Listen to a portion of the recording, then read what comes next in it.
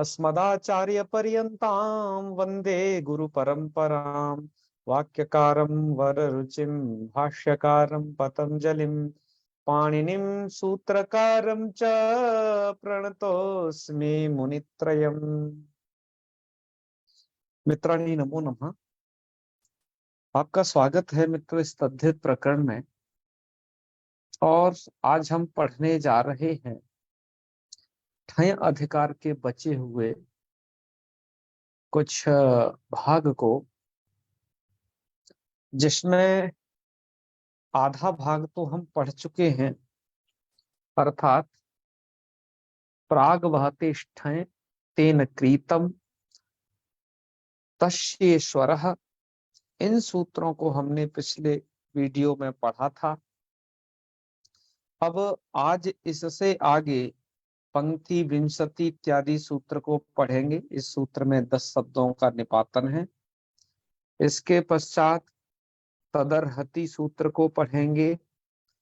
फिर दंडादिभ्यो यत, और किसी किसी पुस्तक में दंडादिभ्यो य, और या फिर इस सूत्र का पाठ दंडादिभ्य यही सही है, ऐसा बाल मनोरमाकार इत्यादियों का मत है। तो उस सूत्र को पढ़ेंगे और तेन निर्वृत्तम इस अर्थ को पढ़ेंगे। इसमें से ये जो पहली स्लाइड में तो पंक्ति विंशति इत्यादि निपातन को स्थान दिया है, उसके बाद तदर्हति अर्थ के अंतर्गत दंडादिभ्यो यत को भी स्थान दिया है तदर्हति के बाद। और वही काल अधिकार है आरंभ, तो उसमें काल अधिकार के भीतर तेन निर्वृत्तम को भट्टो या वरदराजाचार्य जी ने स्थान दिया है। स्मरण रहे, मैं पिछली वीडियो में भी आपको बताया था कि इस प्रकरण का नाम आर्हीय प्रकरण भी इस कारण से है क्योंकि तदर्हति के अर्थाधिकार में भी कुछ यहाँ पर पढ़े हैं, तो किन्हीं किन्हीं संस्करणों में इसका नाम आर्हीय प्रकरण है, ठय अधिकार का। और ये पूरा जो ठय अधिकार है, याद रहे भट्टो जी दीक्षित जी ने 3 जगह डिवाइड किया है। एक तो आर्ही के नाम से किया है, और कालाधिकार किया है, और ठय अधिकार को उसके पश्चात रखा है। ये तरीका है। पर यहाँ वरदराजाचार्य जी ने तो बड़ी समझदारी से काम लिया है, शॉर्टकट दिखाना था, तो इसलिए तदर्हति दंडादिभ्यो या री प्रकरण के लेकर के और तेन निवृत्त में कालाधिकार का ले लिया है। सब ये सब ठय अधिकार के अंतर्गत। तो मित्रों, इस तरीके से आज आप 5वां उत्सर्ग भी पढ़ लेंगे। ये 5वां महोत्सर्ग है तद्धित का, ये है ठय। इसके बाद छुटपुट छुटपुट प्रत्यय विधान आगे होता जाएगा। तो चलिए सबसे पहले जानते हैं कि निपातन होता क्या है। कई जगह आपको बताया जा चुका है कि सिद्ध प्रक्रिया से निर्देशो निपातनम।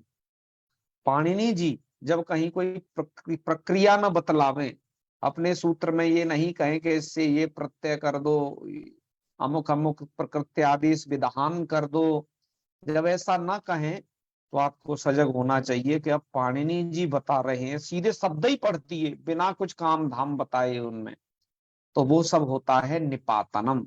निपातन का मतलब वो शब्द जैसा पढ़ा है वैसा ही सही है। वैसे तो पाणिनि जी प्रकृति प्रत्यय की कल्पना करके ही अष्टाध्यायी में रखे हैं, लेकिन कहीं कहीं पाणिनि जी साक्षात शब्दों को ही पढ़ दिए हैं। जैसे यहाँ पंक्ति विंशति त्रिंशत बने बनाए पके पकाए शब्द ही रख दिए, उसमें कोई काम नहीं बताया कि इसमें ये इससे अमुख प्रकृति से ती प्रत्यय कर दो, फलाना ढिकाना कर दो। इससे यह समझ लेना चाहिए आचार्य ऐसे शब्दों को रूढ़ ही मान रहे हैं। उन्हें जो जैसे प्रयोग होते आ रहे हैं शिष्ट परंपरा में, पाणिनि जी कह रहे हैं इन्हें वैसे ही प्रयोग में ला लो, इनमें ज्यादा माथा पच्ची ना करो कि इसमें यह प्रकृति से ये प्रत्यय करो, फलाना विग्रह करो, इत्यादि इत्यादि। लेकिन फिर भी टीकाकार तो करते ही है, टीकाकारों ने इनकी भी सिद्धि की है। वैसे गोविंदाचार्य जी ने अपने लघु सिद्धांत कौमुदी के अंतर्गत इनकी किसी की सिद्धि नहीं दर्शाई। हमने भी थोड़ा इनके अर्थ को समझने की दृष्टि के लिए स्लाइड में आपको विग्रह जरूर दर्शा दी है, बाकी इनकी सिद्धि कैसे होती है, ये जानना है तो बहमी व्याख्या को देख लीजिए, या सदाशिव शास्त्री जोशी जी की वो सुधा व्याख्या को, है जिसका अपर नाम बाल मनोरमा है, लघु सिद्धांत की व्याख्या है, इसे हम दिखाते भी हैं, आपको आज दिखा भी देंगे थोड़ा बहुत कुछ स्थलों पर, तो उसे जान लीजिए। तो देखो इस शब्द इस सूत्र के द्वारा जो निपातन किए जा रहे हैं वो 10 शब्द हैं। सूत्रार्थ यही होता है, ऐसा सीधा लिख दिया है कि एते रूढ़ि शब्दा निपात्यन्ते। और सूत्र क्या है आपका? पंक्ति विंशति त्रिंशत चत्वारिंशत पंचाशत षष्ठी सप्तत्यशीति नवति शतम है। और षष्ठी शब्द ये टकारांत है, ये ठकारांत नहीं है। हिंदी में तो उसको 60 ठकारांत कर लिए हैं, लेकिन संस्कृत में यह टकारांत शब्द है। ऐसे ही दश ऐसा शब्द तालव्य शकार वाला संस्कृत में सही होता है, और दस ये दंत वाला हिंदी में सही है। तो ये भी आपको जानना चाहिए थोड़ा सा। तो चलिए हम बनाना शुरू करते हैं। पंक्ति, तो पंक्ति का मतलब अर्थ मैं आपको बता देता हूँ कि इनसे क्या प्रकृति प्रत्यय, इनको मैंने यहाँ नहीं लिखा है, सुधा व्याख्या से आपको दिखा दूंगा कि पंच पादा, कहीं कहीं पर पंच है, पदानी परिमाणम अस्य, ऐसा भी कहीं कहीं विग्रह था, लेकिन पंच पादा परिमाणम अस्य, 5 पाद है परिमाण जिसके। तो 5 पाद मतलब ये जो पंक्ति नाम का छंद है इसमें 5 पाद होते हैं, तो ऐसा विग्रह किया, ये वैदिक छंद है ये। तो पंचपादा परिमाणमस्येति पंक्ति, पंक्ति छंद को भी कहते हैं। मित्रों पंक्ति शब्द कई सारे अर्थ हैं। पंक्ति वो लाइन को भी आप कहते हैं, कतार जिसे कहते हैं। और ये भी कहीं कहीं पंक्ति शब्द का अर्थ दश भी दिया गया है। तो विग्रह ऐसे करना चाहिए वहां, द्वौ पंचतौ परिमाणमस्य, ऐसी स्थिति में भी पंक्ति शब्द बन जाता है, तब उसका 10 अर्थ हो जाता है। तो पहला अर्थ पंक्ति छंद, दूसरा मैंने आपको भैया पंक्ति का मतलब कतार ये बता दिया, ये दूसरा अर्थ है।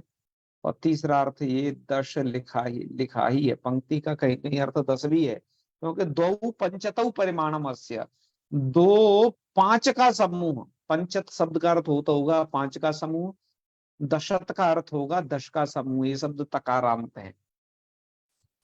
तो पंचत 5 का समूह, दशत 10 का समूह, तो दो पंचतौ परिमाणमस्य, दो 5 का समूह है परिमाण जिसका, उसे कहेंगे पंक्ति। और इस प्रकार का पंक्ति शब्द रामायण इत्यादि में उल्लेख भी मिलता है।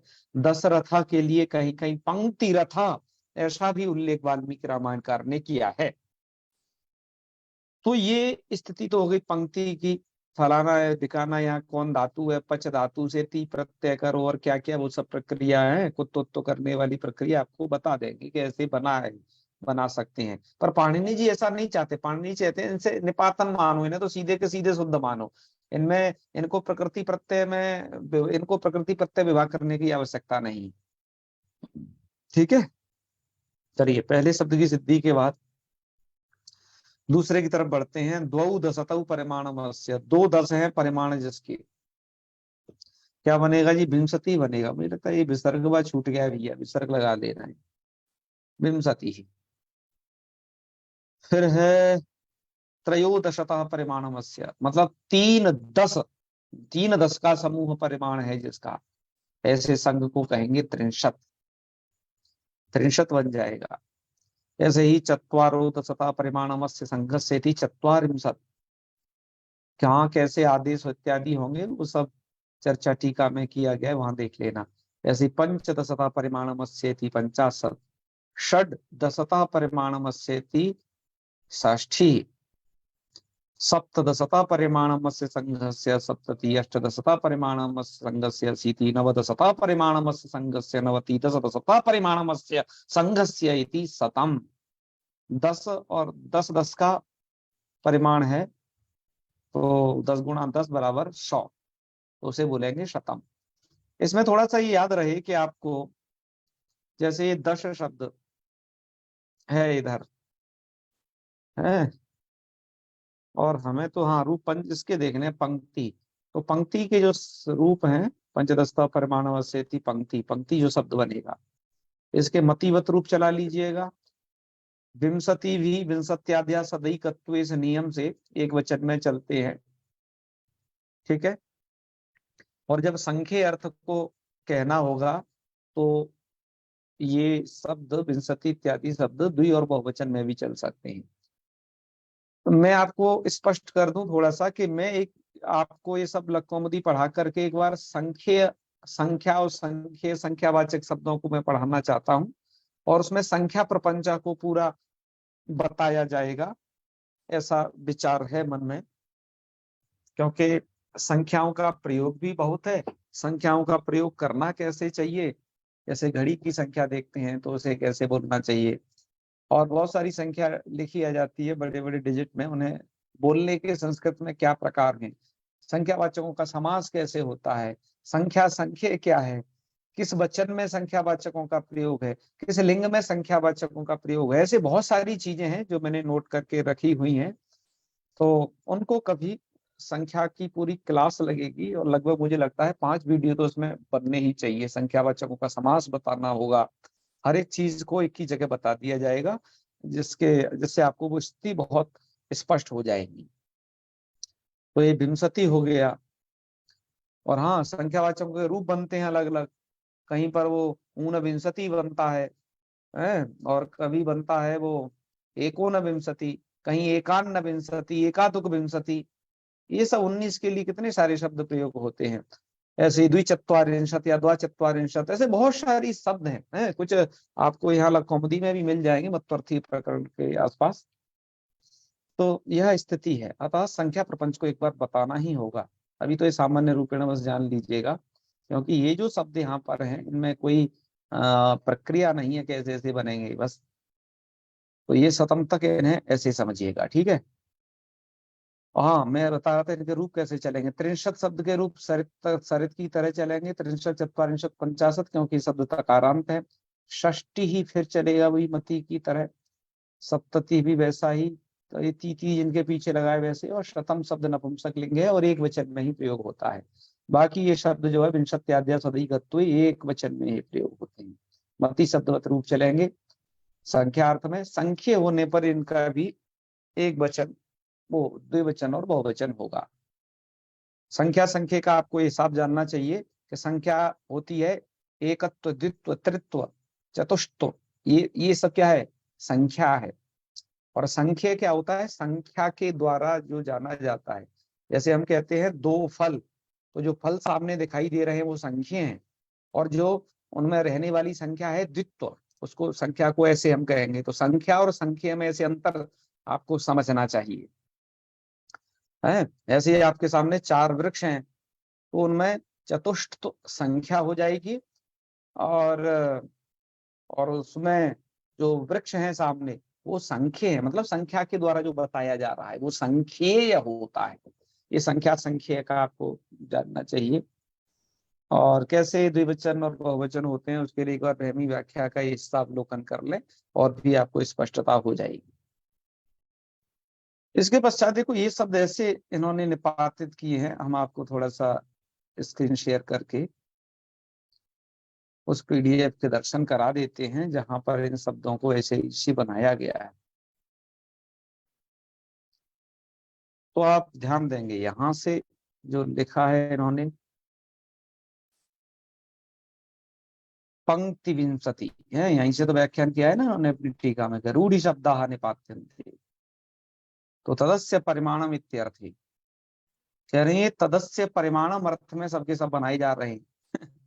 ठीक है, ये जितने भी 10 शब्द हैं, तो कैसे करेंगे, तो बता रहे हैं कि पंचपादा परिमाणम अस्य, इस अर्थ में पंचन शब्दाती प्रत्यय कर देंगे तो पंचनती हो जाएगा। प्रकृतेष्टि लोप, प्रकृति के टी भाग का लोप हो जाएगा, मतलब पंचन के अन चला जाएगा। तो क्या स्थिति बचेगी, प्रकृतेष्टि लोप, तो टी का लोप कर देंगे तो क्या अन चला जाएगा। हाँ ठीक है, तो बचेगा पंच ऐसा हलंत, और चकार को कुत्त कर दीजिएगा तो चा को हो जाएगा क, और फिर क्या करें जी, क हो जाएगा, और फिर जो यहाँ भैया ये यहाँ कार बैठा हुआ है उसको अनुस्वार और प्रसवन हो जाएगा नकार, और प्रत्यय हम क्या किए थे, स्थिति प्रत्यय किए थे, तो बन गया ये पंक्ति। ठीक है, तो ऐसा रूप बना लेना है। ऐसे ही औरों की भी प्रक्रिया इन्होंने लगभग ऐसी लिख दी है। दशानाम वर्ग, वर्ग माने संघ समूह, वो बोला जाता है दशत, है दशत बोला जाएगा। तो पंच दशतौ, पंक्ति को ऐसे भी बनाया जा सकता है, इन्होंने दोनों प्रकार की विग्रह दी है कि पंच दशतौ वर्गे वा इति वक्ष्यते, है इससे भी बन जाए। द्वौ दशतः परिमाणमस्य इति विंशति, यहाँ पर विंशति में क्या किया है इन्होंने, कह रहे सतिच प्रत्यय किया किससे है, द्वौ दशतः परिमाणमस्य, इससे किया है। और सतिच प्रत्यय, सतिच प्रत्यय हुआ है, और प्रकृतेर विन, प्रकृति को विन कर लिया है, मतलब द्वि शब्द को विन कर लिया है, तो विंसति बनी जाएगा। ठीक है, ऐसे ही त्रयोदशतः परिमाणमस्य इति त्रिंशत्, अथवा त्रयाणाम दशताम, यहाँ पर क्या किया गया है, त्रयाणाम दशताम तृण भाव सत प्रत्ययश्च, इन चीजों का निपातन किया गया, उन्होंने इसे लिख दिया है। और जो जो निपातन कहाँ कहाँ किया किया है ये सब देख सकते हैं। षष्ठी वगैरह शब्द की भी इन्होंने सिद्धि की है। बताने का यह एक ही उद्देश्य है कि आपको ये, वैसे तो पाणिनि जी के अनुसार तो वो सीधे रूढ़ ही शब्द हैं, फिर भी प्रक्रिया टीकाकारों ने कही है, इसलिए थोड़ा सा आपको दिखा दिया। नहीं भी ये प्रक्रिया की जाए इन शब्दों के विषय में, इनको सीधा है अव्युत्पन्न समझो, रूढ़ी शब्द हैं ये सब, वही ज्यादा सही है। तो चलिए अब आगे बढ़ते हैं, अगले कुछ अर्थों को देखते हैं मित्रों। इसके बाद अष्टाध्यायी में मैंने आपको शुरुआत में प्रकरण जब पढ़ा है तो अष्टाध्यायी से पूरे प्रकरण के दर्शन करा दिए, पूरे प्रकरण को बता दिया है कि किसमें क्या क्या है। अब यहाँ पर अर्हति, मतलब आर्य प्रकरण के दो ठो सूत्र पढ़े हैं, एक तो तदर्हति और ये दंडादिभ्य, और वैसे हैं ये सब जो है अधिकार के ही अंतर्गत है। तो अर्थ ऐसे ही किया जाता है। अर्हति का अर्थ कर रहे हैं कि लब्धुम योग्यो भवति इत्यर्थे, अर्हति का अर्थ किया है लब्धुम योग्य भवति, है प्राप्त करने योग्य होता है इस अर्थ में।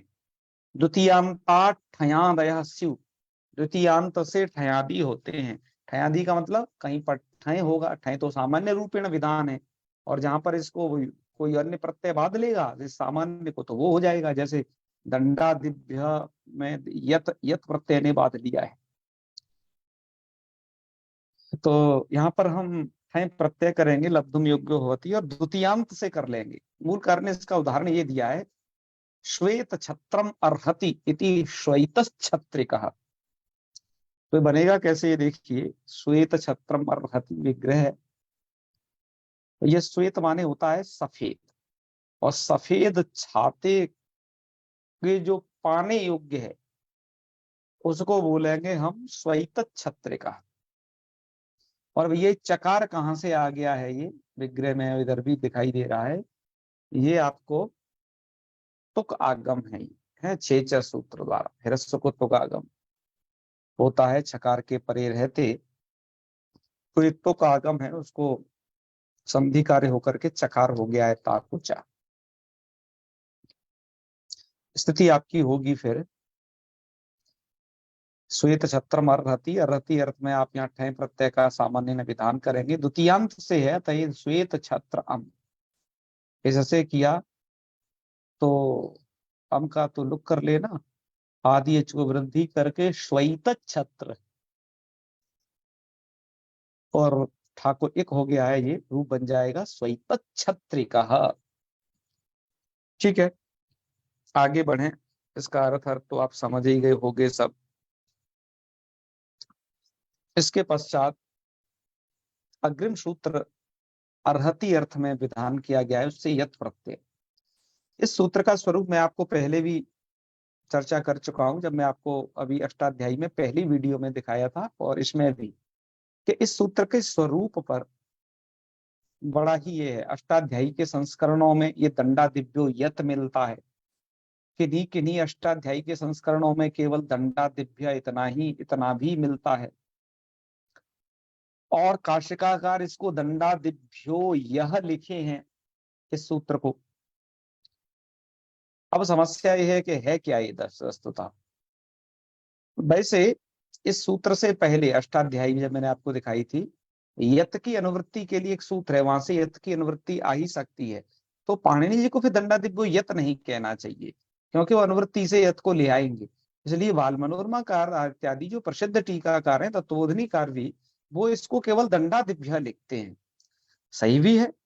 अतः हमने भी दंडादिभ्य यही लिखा है, क्योंकि कुछ संस्करणों में ऐसा भी मिला है। यही इसका शुद्ध स्वरूप हम ये मानते हैं कि ये होना चाहिए। बाकी दंडादिभ्यो यत ये तो मिलता ही मिलता है। अब यत को मैं क्यों नहीं, और टीकाकार क्यों नहीं चाह रहे हैं, मुझे यही लगता है कि वो यत की अनुवृत्ति आ जाएगी, इसलिए दंडादिभ्य यही सूत्र का स्वरूप है, ऐसा टीकाकार मानते हैं। काशिकाकार ने दंडादिभ्यो यह माना है, लेकिन बहमी व्याख्याकार यहाँ पर एक बात लिखे हैं कि अचो यत सूत्र के भाष्य को देखने से ऐसा प्रतीत होता है वहां कि ये दंडादिभ्यो यह तो बिल्कुल नहीं हो सकता है। तो सबका अलग अलग सूत्र का स्वरूप था, आपके सामने विवेचन करना उचित था। कहीं आपको किसी रूप में ये मिल जाए सूत्र तो भ्रमित नहीं होइएगा, यही हमारा बताने का उद्देश्य है। अब आइए आगे बढ़ते हैं अर्थ को लेकर के। दंडादिभ्य सूत्र का ये अर्हति के अर्थाधिकार में है, तो ऐसा ही अर्थ कर लेना चाहिए। द्वितीयांत समर्थेभ्य एभ्य, एभ्य मतलब दंडादिभ्य, जो दंडादि गण पठित शब्द हैं उनसे अर्हति इत्यर्थे यत् स्यात्, अर्हति अर्थ में यत् हो जाता है। अर्हति के दो अर्थ बताए हैं, एक तो आपने यहाँ पर लब्धुम योग्यो भवति, प्राप्त करने योग्य है मतलब पाने योग्य है, एक तो यह अर्थ है। और कहीं अर्हति का केवल योग्य होना अर्थ है। ठीक है, योग्य होने अर्थ में यह अकर्मक होता है, होती है ये धातु, अर्थ धातु, और पाने योग्य है तब ये सकर्मक है ये क्रिया। तो जैसे दंडम अर्हति, अर्थात जो दंड पाने का अधिकारी है, तो क्या बोलेंगे उसको, दंड अमयत, अर्हति अर्थ में यत कर लेना। और भैया दंड में वैसे डकार उत्तरवर्ती अकार रहता है ना, उस अकार का यस्य तीच से लोप हो जाएगा, क्योंकि यह यत यकारादि प्रत्यय है, यकारादि प्रत्यय के परे रहते पूर्व की यची भम सूत्र द्वारा भा संज्ञा होगी, और यस्य तीच सूत्र के द्वारा भा संज्ञक जो है उसके डकार उत्तरवर्ती अकार का लोप करके दंड या दंड्य ऐसा बन जाएगा। और याद रहिए ड में यह मिलता है तो कुछ ये विशिष्ट तरीके का ये मिलान है। छोटे बच्चे जब मतलब शुरू शुरू में आते हैं ये सब लघुमती इत्यादि संस्कृत पढ़ने, तो वो इसको चकार समझते हैं, मतलब च, पर ये च नहीं है, एक लिपि का ये ऐसा स्वरूप है ऐसा लिखने का, ये जानिएगा। आइए दंड्य ऐसे समझ गए, ऐसे ही अर्घम अर्हति अर्घ्य बन जाएगा। अर्घम किसे कहते हैं, तो लिख दिया है पूजा विधिम, जो पूजा विधि को चाहता है तो वो होता है अर्घ्य। अर्घ्य कौन होता है, अतिथि। अतिथि चाहता है भैया मेरा खूब स्वागत सत्कार हो, तो अर्घ्य हो जाएगा अतिथि ही। उसके बाद वधम अर्हति, वध को जो चाहता है या फिर जो वध के योग्य है, वध पाने योग्य है, उसे कहेंगे हम बध्या। ठीक है, मारने योग्य को हम बध्या कह सकते हैं। तो ये भी ऐसे ही सिद्ध हो जाएगा, यद प्रत्यय करके, ऐसे दंड्य अर्घ्य हुए ऐसे ही। अब हमने दंडादि गण पठित में इस सूत्र में कौन कौन से शब्द आते हैं इस गण में, तो वहमी व्याख्या करने इसके लिए थोड़ा ये विचार प्रस्तुत किया है। और तदर्रति अर्थ अर्थ में से जो आगे हैं, इन दोनों को हम दिखाते हैं कि तदर्रति अर्थ में उन्होंने कौन कौन से सिद्ध किए हैं, और दंडादिभ्य सूत्र द्वारा और क्या क्या सिद्ध उन्होंने किया है। ऐसे बहुत सारे शब्दों की लिस्ट दी है, उन्हें जानना थोड़ा आवश्यक है, तो आइए आपको वो दिखाते हैं।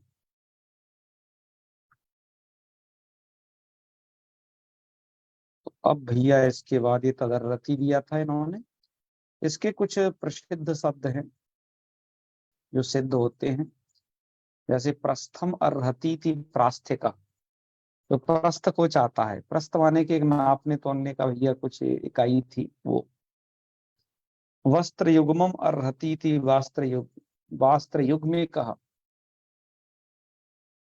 तो वास्त्र युग में कहा वर आदि को कहते हैं कि विवाह में वर को वस्त्रों का जोड़ा दिया जाता था। वो ऐसे बहुत सारे शब्द है। छत्रम अर्हति थी छात्र कहा, चमरम अर्हति थी चावरी कहा, वस्त्रम अर्हति थी वास्त्री कहा, अभिगमम अर्हति थी आभिगमी कहा, शतम अर्हति थी शतिक कहा। यही सत्य कहा सत्य है। ये दो दो रूप हैं जो है। स्त्रियम अर्हति थी, स्त्री को जो चाहता है वो होता है स्त्रैण। युवा, युवा को बोलेंगे स्त्रैण, स्त्री को चाहने वाले। पुंसाम अर्हति थी पौंसनी, पुरुष को चाहने वाली युवती को कहेंगे पौंसनी, क्योंकि स्त्रैणा पौंसना शब्द पहले सिद्ध किए गए हैं और ये बताया था कि यहाँ भवनाथ पर्यंत उनका अधिकार चलेगा है। स्त्री पुंसाभ्याम नए स्नऊ भवनाथ, नए स्नेह का अधिकार चला। तो इन अर्थों में बनेंगे। तो अर्हति अर्थ में भी ये बनते हैं, स्त्रैणा पौंसना, ये जानिए।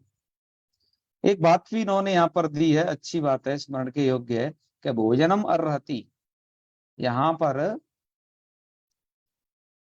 है भोजन शब्द से अनविधान होने के कारण ये आपका एक प्रत्यय ठक ठाको एक ये प्रत्यय नहीं होगा, वो ठय है, ये ठय नहीं होगा और सो एक नहीं होगा, क्योंकि अनविधान है। अनविधान का मतलब है ऐसे प्रयोग संस्कृत वाग्मय में देखे नहीं जाते, शिष्टों द्वारा प्रयोग नहीं किए गए हैं।